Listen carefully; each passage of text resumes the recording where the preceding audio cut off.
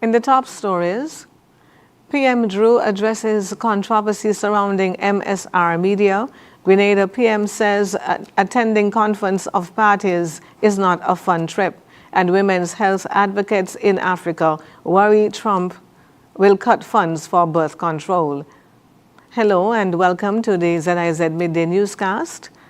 I am Jasmine Thomas. Prime Minister the Honorable Dr. Terence Drew fielded questions from members of the media during a roundtable session at NEMA headquarters earlier today.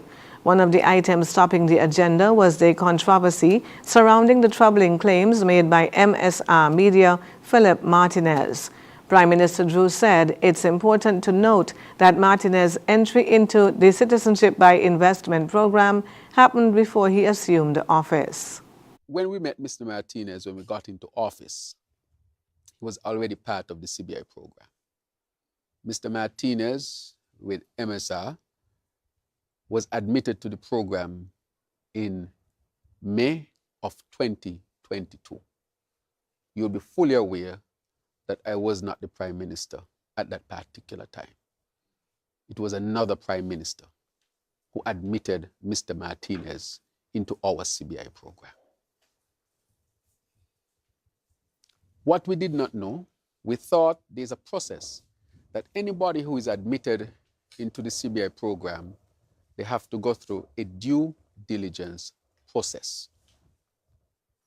I would have thought, as everybody would have thought, that Mr. Martinez, the MSR gentleman, would have gone through that process as well. And so he was part of the program, and I related to everybody who were part of the program. According to Prime Minister Drew, subsequent to assuming office, his administration unearthed what he described as Mr. Martinez's check passed. He said Martinez was convicted of subsequently imprisoned for fraud. We'll have more on this in a subsequent newscast. The Joseph and Franz General Hospital has reached a new pinnacle of excellence following significant investments in infrastructure, medical technology, and human resources. Prime Minister the Honorable Dr. Terence Drew, speaking on a recent radio program, proudly declared that the hospital is the best it has ever been, signaling a transformative moment for healthcare delivery in St. Kitts and Nevis.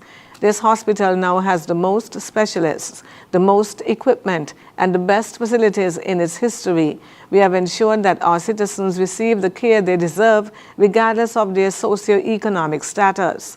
Among the most notable advancements is the acquisition of the state-of-the-art medical technology, as a new EEG and EKG machines have been added to enhance diagnostic capabilities, while a cutting-edge CT scanner, the first of its kind in the Federation, is set to be installed by the end of the year.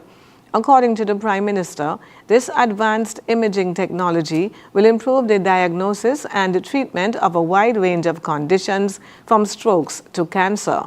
The Prime Minister also announced the imminent arrival of an MRI machine, which will further enhance the hospital's diagnostic capabilities. Once operational, these tools will reduce the need for citizens to travel abroad for specialized scans, saving both time and money.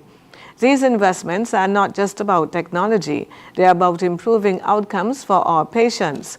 Early and accurate diagnosis can save lives, and that's what we're committed to delivering. In addition to upgrading its equipment, the Joseph and Franz Hospital has significantly expanded its roster of specialists with the recruitment of neurologists, endocrinologists, urologists, and other key personnel, ensuring that residents now have access to a wider range of expert care. When patients need specialized care, they should be able to find it here at home. The expansion of our specialist team means fewer referrals abroad and more comprehensive care right here in St. Kitts and Nevis. He continued, healthcare is a right not a privilege. These investments reflect our unwavering commitment to the well-being of our citizens. This is a proud moment for St. Kitts and Nevis. Our investments in the Joseph and Franz General Hospital are investments in our people, our future, and our shared prosperity. In a step toward modernizing healthcare delivery in St. Kitts and Nevis, Prime Minister the Honorable Dr. Terence Drew has announced the imminent arrival of a new fleet of ambulances in February of 2025. The Prime Minister, speaking on a recent radio program, emphasized the transformative impact of these investments on the nation's healthcare system. This new fleet is designed to meet the unique needs of our communities. We have selected vehicles that are not only equipped with the latest life support technology, but also suitable for our roads, ensuring even the most remote areas can be reached quickly and efficiently. The ambulances will include advanced life support systems, enabling emergency responders to provide critical interventions en route to medical facilities. The fleet, according to the Prime Minister, has been tailored to navigate island's diverse terrain, ensuring accessibility for all residents regardless of their location. Recognizing that high-quality equipment must be matched by skilled personnel, Prime Minister Drew also announced that the government will launch a robust training program for emergency medical technicians, EMTs, in early 2025. This initiative aims to certify EMTs to international standards, equipping them with the expertise needed to operate advanced medical equipment and manage emergencies effectively.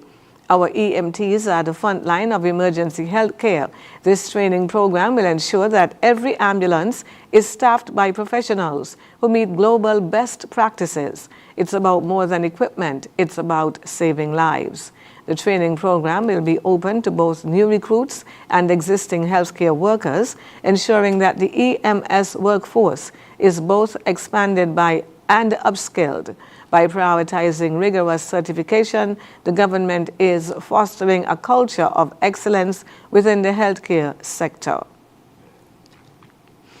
Regionally, Prime Minister Dickon Mitchell Tuesday said that Caribbean Community CARICOM countries do not regard their presence at the United Nations Climate Change Conference, COP, as a trip that is fun.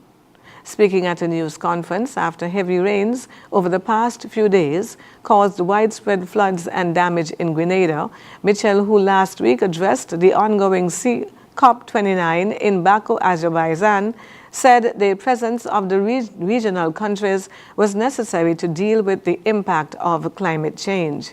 He said he never expected that while speaking at COP29, which ends on Friday, that I would be seeing pictures of my own son standing on top of desks as a result of the flooding at his school. But I think it brought home graphically to the international community. This is not a joke. We are not coming to COP because we want to, or we think it is a trip that is fun. We are there to advocate for fairness in the climate financing system to address the significant challenges that we are dealing with. Mitchell, who is also the current chairman of the Regional Integration Movement, CARICOM, told reporters that leaders are given 3 minutes to speak at COP, with at least half a minute taken up exchanging pleasantries and thanking the host. The United Nations UN has reported that more than 20,000 people have fled their homes across Haiti's capital, Port-au-Prince, within just 4 days as gang violence intensifies. According to the UN, more than 17,000 of these individuals are seeking shelter in 15 displacement sites, while critical supply chains have collapsed. This is the largest wave of displacement we've seen since August 2023, the UN said, linking the crisis to the continued instability that has plagued Haiti since 2021, the 2021 assassination of President Jovenel Moïse. Armed gangs have reportedly united, strengthening their grip on the capital and leaving the national police force overwhelmed and under-resourced. The UN's International Organization for Migration, IOM, warned of near-total paralysis in Port-au-Prince following last week's attack on commercial air travel. A Spirit Airlines jet inbounded from the United States was struck by gunfire as it landed at the national airport, injuring a flight attendant in response. The U.S. Federal Aviation Administration, FAA, has halted flights to Haiti for at least 30 days. On the international scene, carrying her infant daughter, 19-year-old Moya waited for 2 hours to get birth control pills from a tent pitched in a poor settlement on the outskirts of Zimbabwe's capital, Harare. The outreach clinic in Epworth provides Moya with her best shot at achieving her dream of returning to school. But the free service funded by the U.S. government, the world's largest health donor, might soon be unavailable. As he did in his first term, U.S. President-elect Donald Trump is likely in January to invoke the so-called global Gag Rule, a policy that bars U.S. foreign aid from being used to perform abortions or provide abortion information. The policy cuts off American government funding for services that women around the world rely on to avoid pregnancy or to space out their children, as well as for health care unrelated to abortion. The Gag Rule has a 40-year history of being applied by Republican presidents and rescinded by Democratic presidents. And Ukraine's president told Fox News late on Tuesday that Ukraine would lose the war if Washington, its main military backer, pulled funding. The Ukrainian leader said it would be very dangerous if we lose unity in Europe, and what is most important is unity between Ukraine and the United States. U.S. President-elect Donald Trump has campaigned on a promise to end U.S. involvement in wars and instead use taxpayers' money to improve Americans' lives. He said he will bring the Russia-Ukraine war to an end within 24 hours without saying how. If they will cut, I think we will lose, Zelensky told Fox News. Asked if Trump would be able to influence Putin to end the war, Zelensky replied, it will not be simple, but yes, he can because he is stronger than Putin. And here now is a look at the weather report. The present weather is cloudy. Winds are from the northeast at 3 to 9 miles per hour, becoming variable or calm at times. The temperature today is 28 degrees Celsius or 82 degrees Fahrenheit. Seas consist of swells reaching 1.2 to 1.8 meters or 4 to 6 feet. Therefore, a high surf advisory remains in effect. Weather forecasts for today will be partly cloudy to cloudy skies with periods of showers and a moderate chance of an isolated thunderstorm developing. Tonight, it is expected to be fair to partly cloudy skies and cool conditions initially, with brief cloudy spells and a 60% or moderate chance of showers, mainly after midnight. Sunset today will be 5:35 p.m. Sunrise tomorrow at about 6:18 in the morning. And that brings us to the end of the ZIZ Midday Major Newscast. Join us this evening for these stories and more in detail. Thank you for tuning in. I am Jasmine Thomas. Grace be to you and peace be multiplied.